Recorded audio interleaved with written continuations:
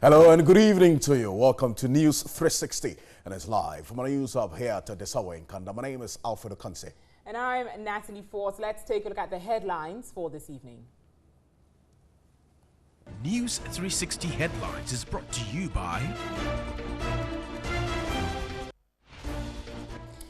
Efforts underway to rescue some 14 illegal miners who have been reportedly trapped in a pit at Insuta Prestia in the Western region. Also, scores of residents in Kumasi rendered homeless after Sunday's downpour.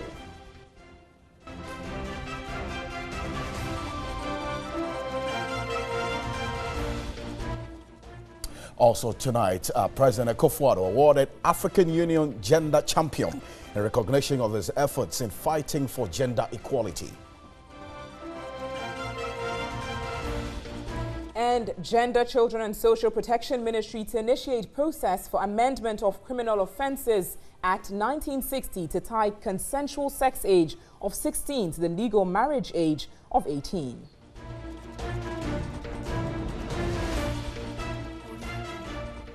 Also in the bulletin, we'll be finding out whether Ghana has too many holidays on its calendar in a year.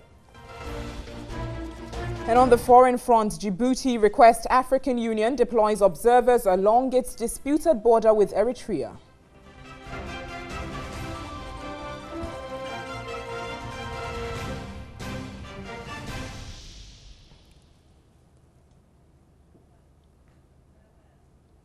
Thanks for staying with us. You're watching News 360. Remember, we are streaming live on 3news.com as well as TV3 Ghana on Facebook. In our very first story this evening, efforts are underway to rescue some 14 illegal miners who have reportedly been trapped in a pit at Insuta Prestia in the Western region. 5 out of the 19 illegal miners have come out from the pit, which collapsed yesterday after a downpour.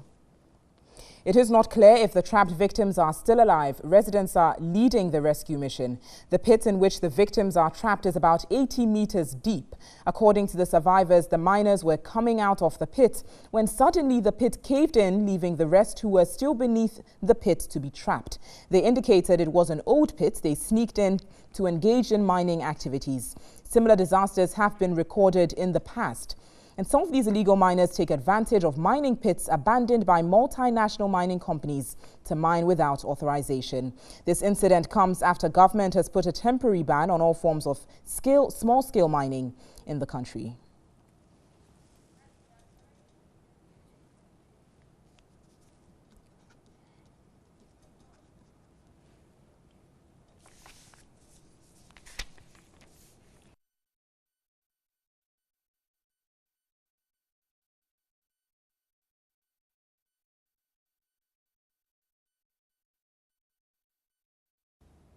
Let's stay a bit further with this particular story and the development. Let's get onto the telephone lines now and speak to ASP Olivia Adiko, is a Western Regional Police PRO. ASP, thank you very much for joining us this evening. Now, if you can confirm exactly how many people have been trapped under the pit now, so to speak.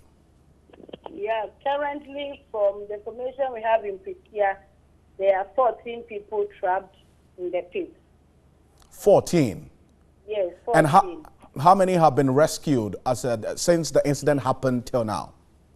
So far, nobody has been rescued yet, except the 5 people who understand were coming out of the pit when the incident happened. So the rescue team have been searching all day, but they've not been able to retrieve any single person or body from the pit. Rescue mission has been ongoing, but they've not been able to retrieve any of the 14 or to rescue any of the 14 that have been trapped now. Yes. I see. But these 5, we understand, were they rescued or they came out of the pits themselves? Yeah, according to an eyewitness account, they came out of the pit themselves, the 5. And I understand while they were coming up, they heard a sound. And they came to inform those people outside that the mine had caved in with the 14 people trapped underneath it. So the police were informed. They said the police went there with the help of the miners. They've been searching throughout, but up to now, no single body has been freed from the pit. These 5 out of the 19 who came out themselves, has the police engaged them, questioned them to find out exactly what happened and how they could get to these people who have been trapped there now? Yeah, the police have, so that is the initial report that we have from the police in Prisia, that this is what the miners told them. And you could, according to the information I have in Prisia, you see that the mine has caved in, and there's a lot of sand there. So they need to clear all these things before they'll be able to get down to really find out what happened there. The 5 people, fortunately, they were not hurt.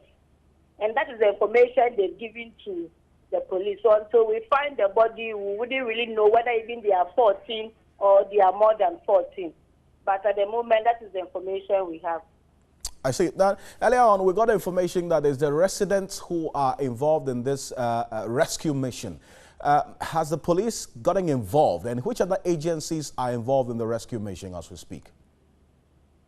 Currently, I know it is the police. I think that I hear the site belongs to one small-scale mining company by name Kubekro Small Scale Mining. And the chairman, the committee chairman, committee members of the company are helping with the police. The residents, those who are the sites, are all helping the police. So currently, I know it is the police and some of the miners and residents of the area. They are helping the police to retrieve the bodies. How about the National Disaster Management Organization, NADMO officials, fire service? Normally, when this happens, they get there, and you say that they are not there yet. It's only the police and the residents who are doing this? That is the information I have, so I need to check if those or all the other people are there. But currently, the information I have is the police who are on the ground. But ASP, have you also found out from the owner? You've identified the owner. Small-scale mining, there's a ban on it now, and these people found their way into the pit. In the rainy season such as this, a risky moment. Have you questioned the owner of the pit as to how come if there's a ban and this was still ongoing during this period? Yes, one Kojoba, who has been identified as the owner of the small-scale mining company, according to our police there, is on the run. They are searching for him. As at now, they've not been able to get him. But some members of his company, they are the ones police are questioning now as to what really happened there. The owner of the pit is on the run? Yes, Kojoba is by name Kojoba. He is the supposed owner and he's currently on the run. I say, very well. ASP, I'd want to thank you very much for your time this evening, and I wish you well. That's the latest of that very unfortunate incident that happened earlier today. There's going to be a lot more in our subsequent bulletins here on TV3. Stay with us. But scores of residents in Kumasi have been rendered homeless after Sunday's downpour. Some residents sustained injuries when the buildings collapsed. Here's a report by Benjamin Adu. Affected areas include Adrato, Airport Roundabout, Atonsu S-Line. Some houses were partly submerged while others caved in. There were a few casualties, with the victims receiving treatment at the Suntreso Government Hospital. Property running into thousands of cedis were also destroyed. The National Disaster Management Organization, NADMO, intervened to assist to salvage some items. A resident at Adrato, John Boache, blamed the flooding on indiscriminate dumping of garbage and poor drainage in the area.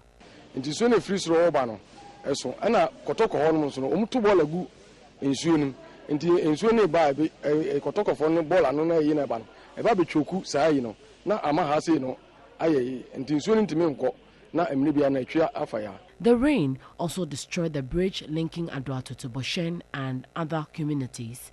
The Member of Parliament for Bantama, Daniel Ochem Abuaje, expects NADMO to support victims of the flood. He however expressed concern over building on wetlands and waterways. Important that we advise them, or sometimes we have to force them, because what happened today could have actually killed people, taken lives and other things. So it's important that we make sure that people don't build in this. It all requires education. So if Bantama is suffering right now, imagine the other places also. So we have to just enforce the law. The president of Friends of Rivers and Water Bodies, Nana Jumon, called on city authorities to enforce its bylaws.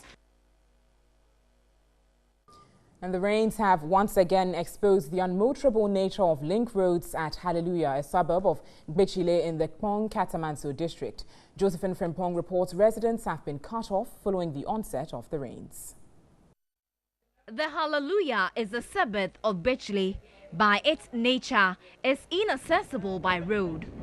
The community only have footpaths until some residents created some untarred lane. But with the onset of the rains, the newly developed community has simply been cut off. Only the daring ply the stretch. DC or whoever to come on our aid, to come to our aid, they should give us the excavator. If they want us to fuel it, Ali will do that. So we'll grade the road, create trenches at the edge of the road so the waters can flow freely. That's all we are asking for. There is no means of transport, so we are really struggling. So you have to buy Wellington boot for the children. After they have used the Wellington boot to cross the muddy water, then they wear their school shoe and socks. The situation is extremely bad. We are pleading with government. They should come to our aid. Help us to get our gutters, the road. We also assist. It's hang go, hang come. Some motorists are forced to park their vehicles owing to the situation. The community also get flooded, compelling residents to wade through the mud. Residents claim countless notices to the Kpong Katamanso Municipal Assembly to support them has not yielded any results.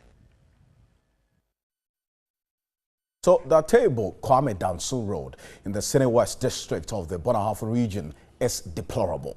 The situation has also led to dwindling commercial activities, resulting in low economic growth in the district. The 35-kilometer Atibubu Kwame Dansu Road project has been on the drawing board for decades. Temporary shaping is carried out, but its state gets worse, particularly during the rainy season. It was awarded on contract, but the construction firm abandoned the project due to delays in payment. The Sene West District Assembly, since its creation in 1988, has never achieved its revenue targets due to low economic activities, engendered by unmotorable road network in the district. Out of its revenue target of 442,000 cedis last year, the Assembly mobilized 295,000 Ghana cedis. When the farmers produce, how to convey it to the market center becomes a problem. At times the vehicle will convey it, and on their way to Atebebu, instead of 1 hour or 20 minutes, it takes them 4 hours, 5 hours. And at times the vehicle even broke on the road. It can't get to the market. Traders prefer to sell under the shade of trees. There is no abattoir, resulting in the slaughtering of animals and sale of meat at various locations under unhygienic conditions.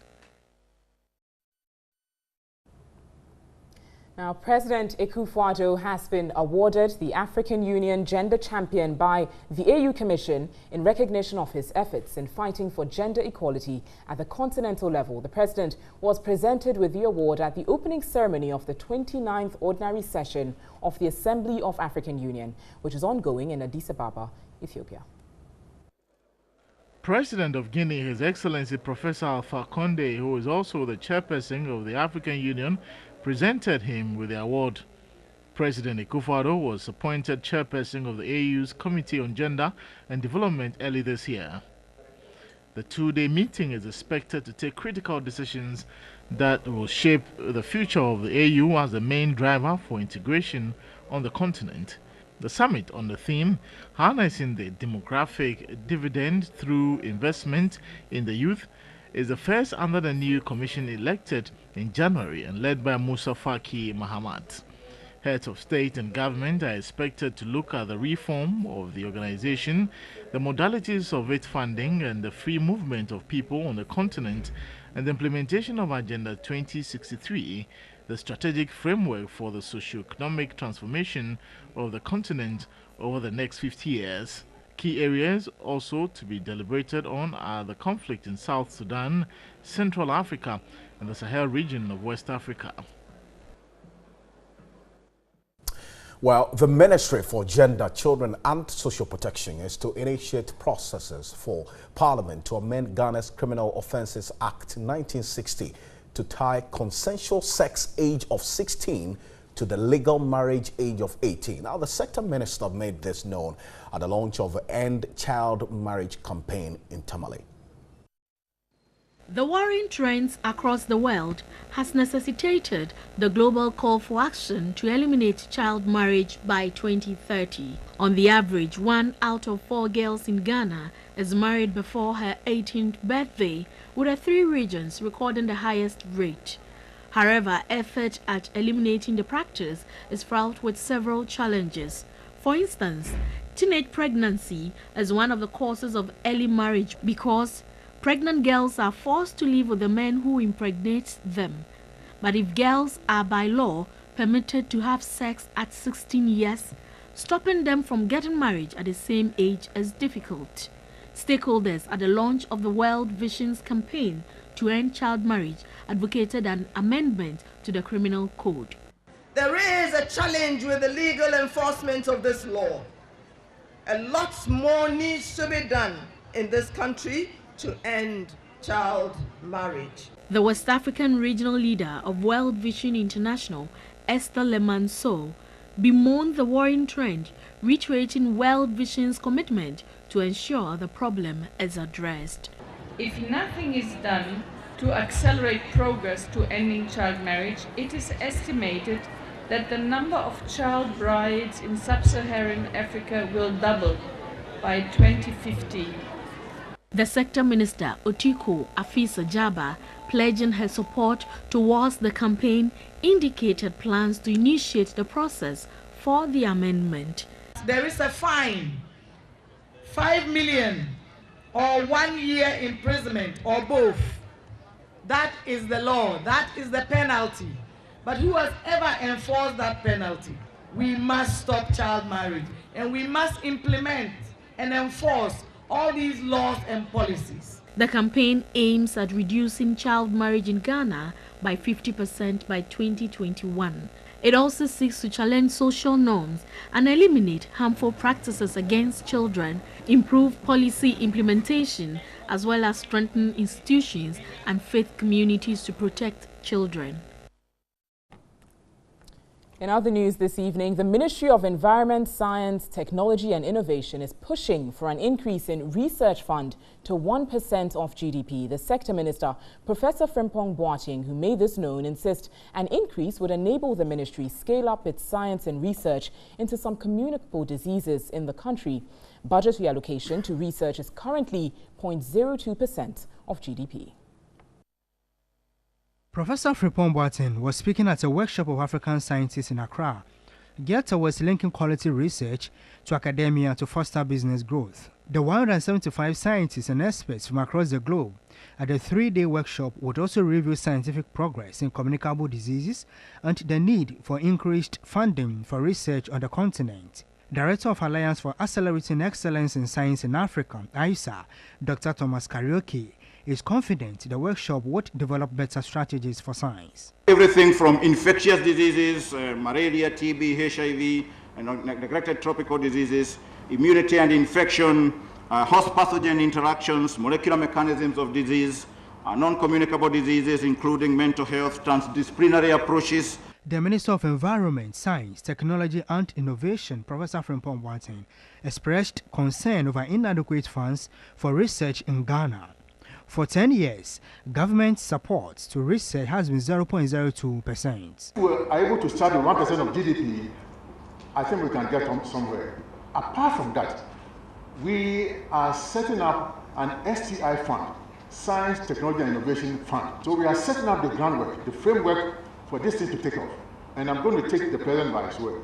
He is serious, and he knows I'm also serious. Deputy Minister of Health, Kingsley Abuaji Jedu, underscored the importance of science in developing vaccines. Ghanaian research institutions have also led several of the key malaria vaccine trials, including the one licensed vaccine, RTSS. Ghana is also one of the countries selected for the pilot deployment of the RTSS vaccine.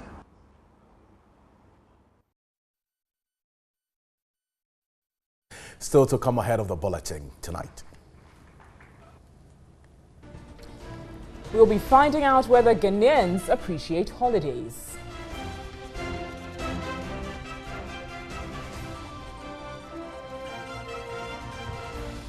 On the international front, Djibouti asks African Union to deploy observers along its disputed border with Eritrea.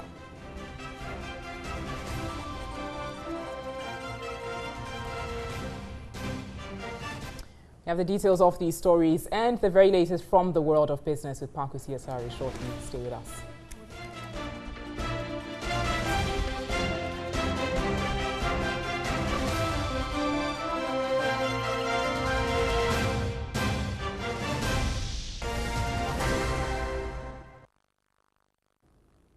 Hello, a very good evening to you and a warm welcome to the very latest in business news with Pakusi Asari.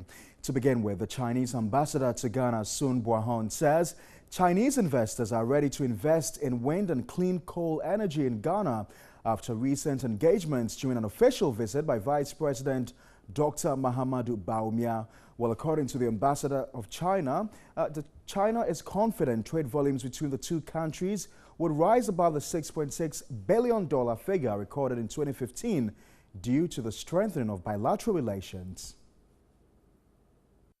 Ghana's energy sector has come under enormous stress in the last few years, which resulted in a 3-year power crisis. After massive investments in thermal energy, there have been some improvements in the country's electricity supply.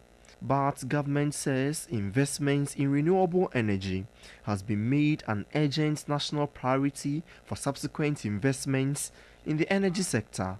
The Chinese ambassador to Ghana, Sun Buahon, says Chinese investors are ready to collaborate and explore opportunities in the sector. The incentives of the energy sector in Ghana are attracting Chinese investors. Chinese investors are looking at the possibility of investing more in setting up the gas power plant, the solar power plant, the wind and the biomass power generation. Trade between Ghana and China rose to $6.6 billion in 2015, representing an 18.2% year-on-year increase. The Chinese ambassador to Ghana noted the figure could rise further due to improvements in bilateral relations. We need to look at the overall picture of China-Ghana cooperation. We need to look at the figure of our trade and look at the more investment projects, more grant projects, more financing projects. China has pledged $15 billion to fund Ghana's economic transformation agenda, leveraging on untapped and proven mineral resources.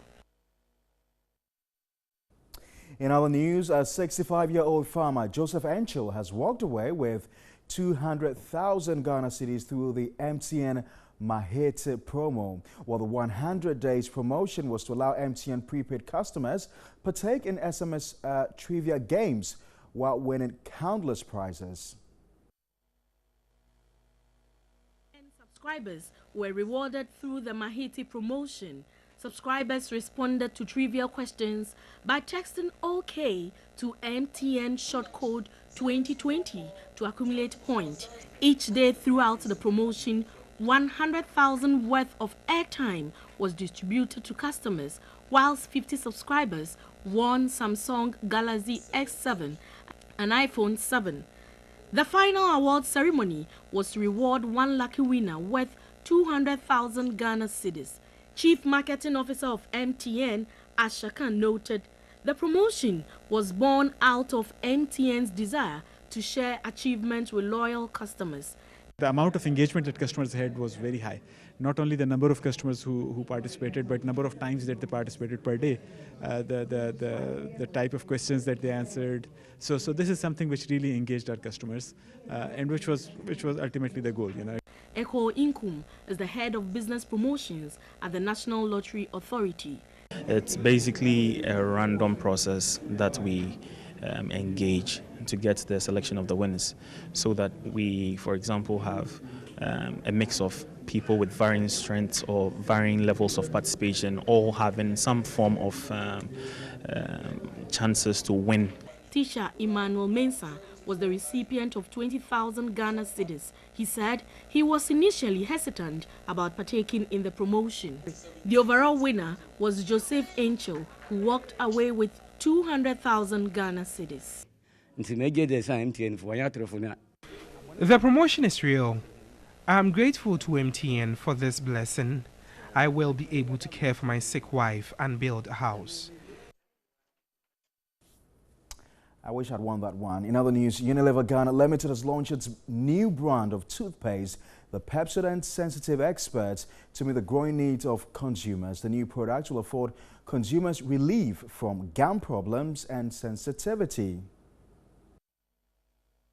Sensitive teeth is caused by the exposure of part of the tooth to cold, hot or acidic substances, such that it causes a sharp discomfort in the nerves.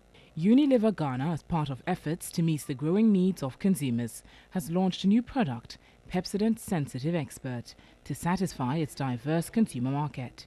The product, which comes in 3 varieties, original, gum care and whitening, will provide rapid relief and prolonged protection for its users. Vice President of the Ghana Dental Association, Dr. Papa Popolampo, explained the content of the product. Toothpaste in general have basic ingredients that you want them to have to be able to meet their requirement. And some of these ingredients are fluoride, potassium citrates, some sorbitols, and things that organize them and make it stable so that you can use them for this frame. For you to have a sensitivity, it means that there is an exposed dentin.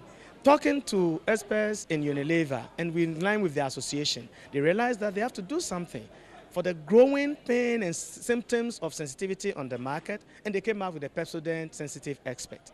According to him, the product will improve oral health delivery in Ghana. In Ghana, we realize that we have this need. So bringing this on board, it is our hope and belief that what is meant to do to curb down sensitivity, so that people who have problems with hotness or coldness and reactions to all that, they will have their relief. Pepsodent Sensitive Expert is certified as a brand with a difference to repair tooth enamel and prevent the risk of sensitive teeth later in life. That's all for the very latest in the world of business. My name is Pa Kwesi Asari. Thanks for watching.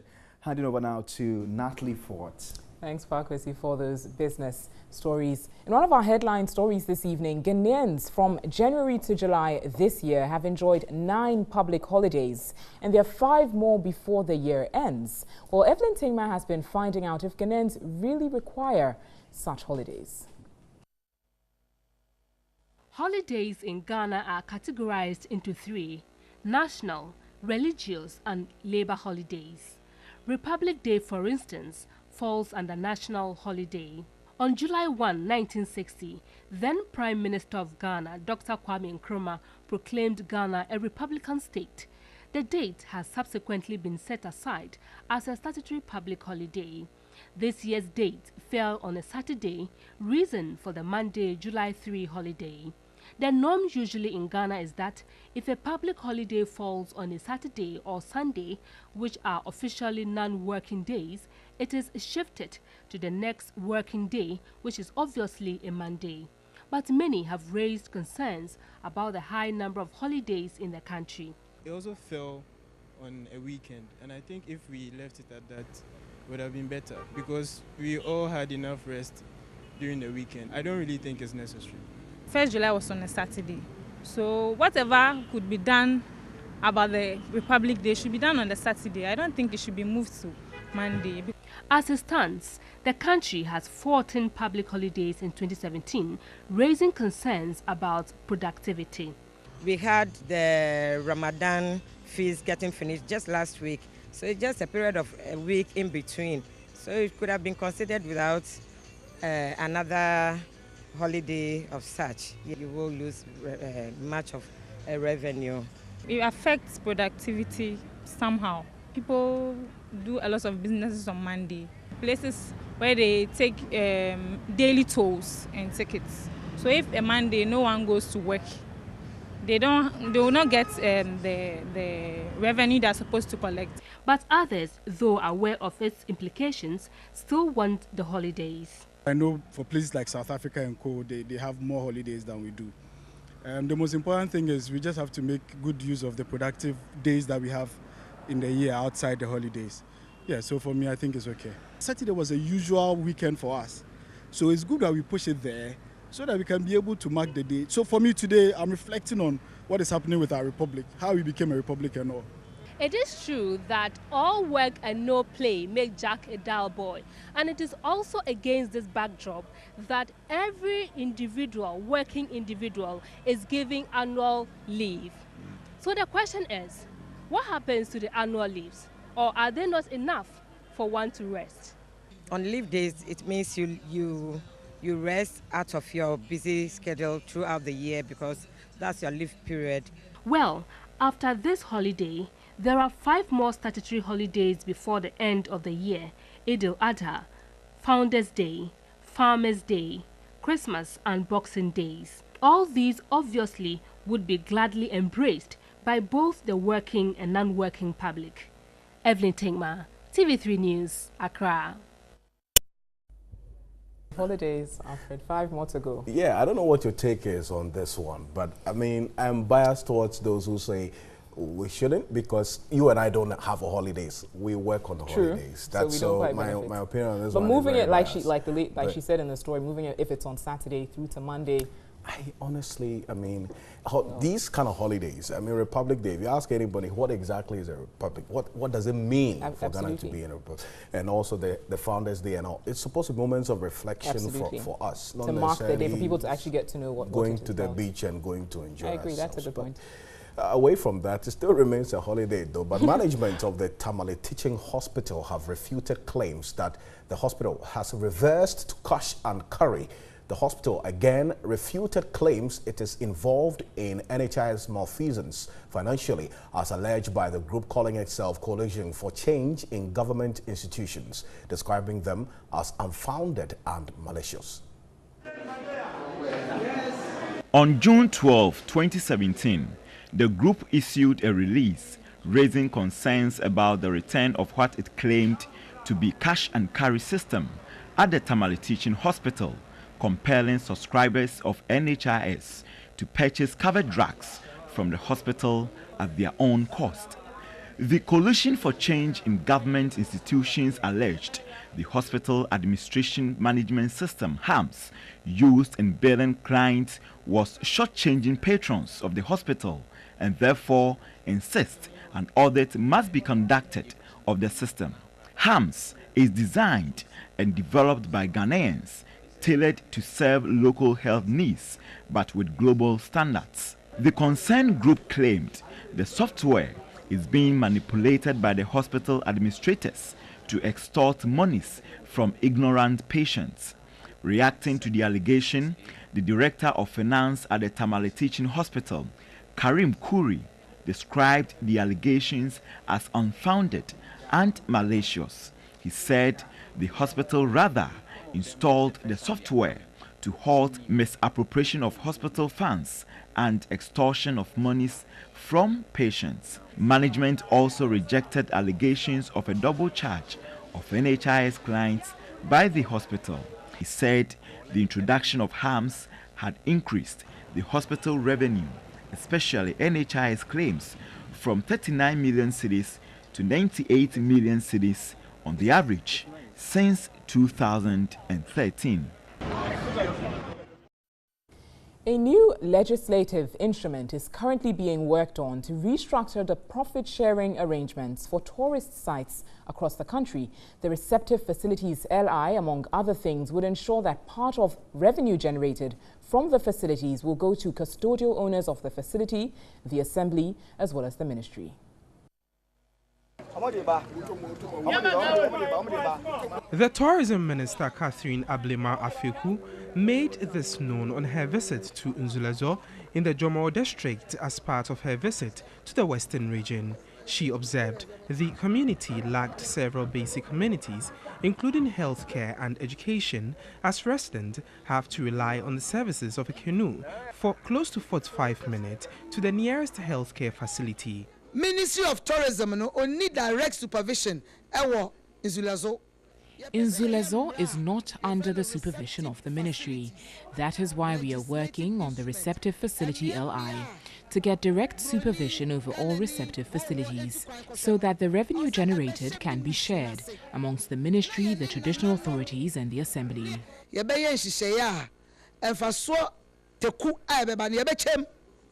Leaders in the community appealed for a health center. We are calling for a primary health care for the meantime, and then our motto, which will take people who are in emergency to the nearby town for onward transmission to hospitals. The minister promised to provide outboard motors to aid in easy transportation to the nearest health facility. But with a lot of conditions that they can't use it for commercial purposes. It has to strictly support health emergencies. And once this outboard motor breaks down, it is their responsibility.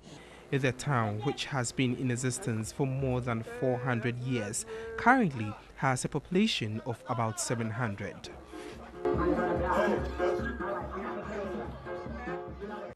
There's more news after this. Don't stay.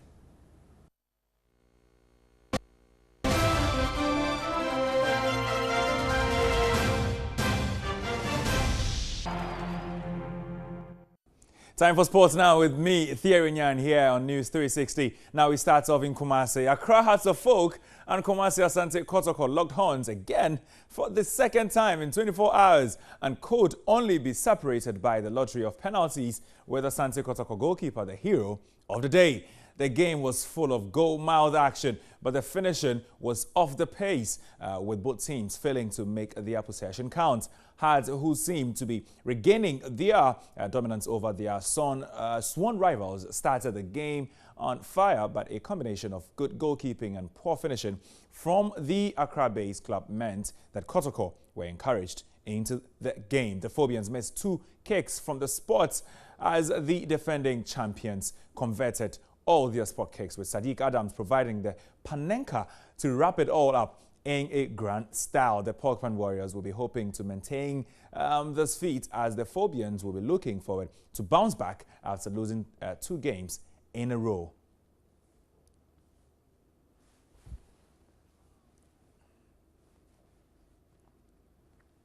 Still in the Ghana Premier League, or in Ghana football, because that was not exactly Ghana Premier League. Now to one of the clubs in the local league, and that is Wild Stars. They are actually the defending champions. Their coach, Enos Adepa, has been sacked by Wild Stars 10 months after leading them to the Ghana Premier League title.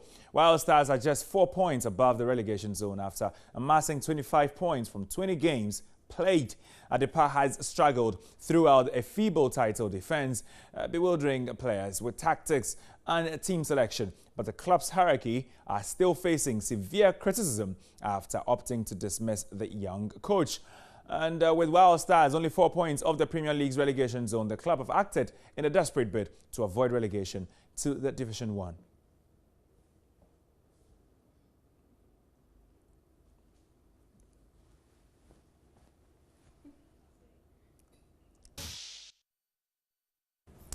And in 7 this evening, aside football, ex-Black Stars and Bayern Munich defender Samuel Osei Kufuor has a strong liking for music. Well, any idea of Sammy Tuga's favorite musician and all-time best songs? Ozuorai has more. Sammy Tuga, as he's affectionately called, is one of Ghana's most celebrated footballers. Life after football has been nothing but fun for the ex-Bayern Munich star. Sammy Tuga is a die-hard Kotoko fan. Kotoko. I love Kotoko, and everybody knows the passion that I have for Kotoko.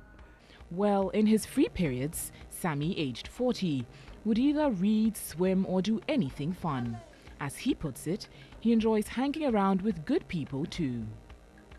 Next, let's talk music. Favorite musician? I love Daddy Lumba because every music that he's making, it goes through my life. When I listen to the music, and my mom loved it so much.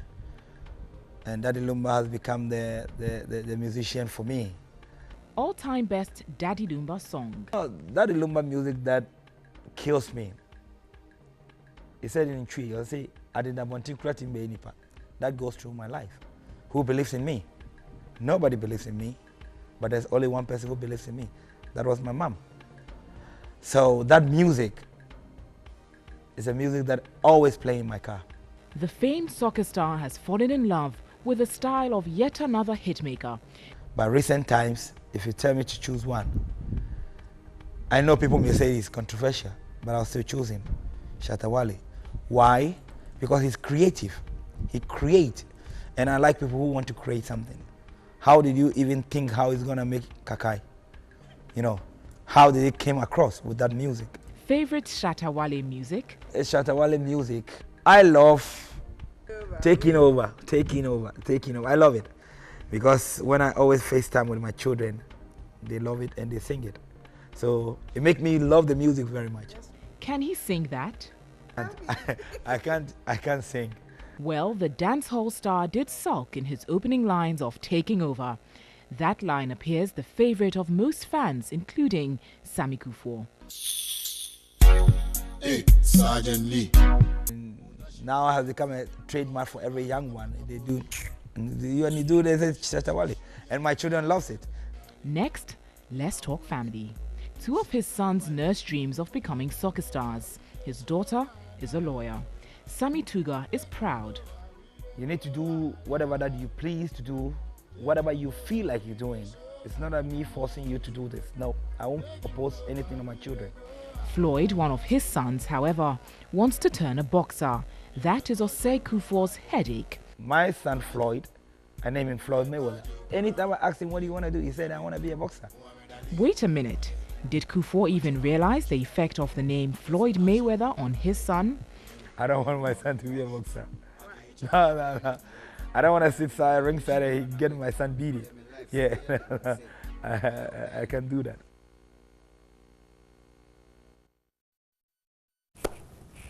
Now, it looks like Sammy Kufuor is following the Shatta movement as well. This is pretty exciting getting to know him better. But still in entertainment this evening, Xylophone Media has signed 5 outstanding actors to their label. The 5 include Bibi Bright, Zanel Zah, Benedicta Gaffer, James Gardner, and Too Sweet Annan. The 3-year contract includes improved branding and packaging strategies for the actors, international marketing deals, and every other thing they need to gain international recognition. We have spotted their talent. The only thing we have to do is to put investment in what they are doing.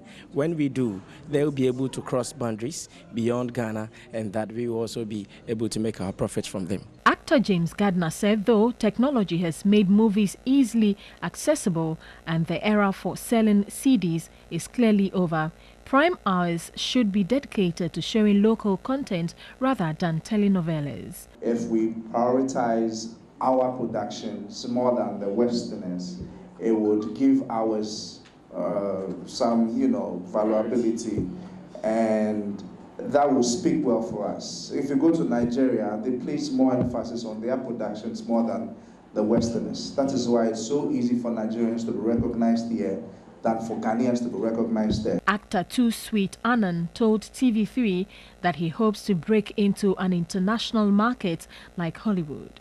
Hollywood, it takes them years to produce a movie. So even if it's just one movie in Hollywood and Xylophone is no more, at least my face is out there. So the PR head of Xylophone Media, Samuel Ba, explained the company would continuously churn out creative actors for the Ghanaian industry. He also revealed that the firm now has a franchise for the Ghana Movie Awards.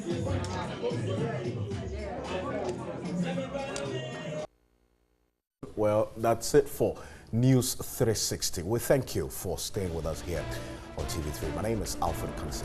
And I'm Natalie Fort. We have more news on our website, 3news.com. Next is Do Not Love Me So Much. Have a great evening.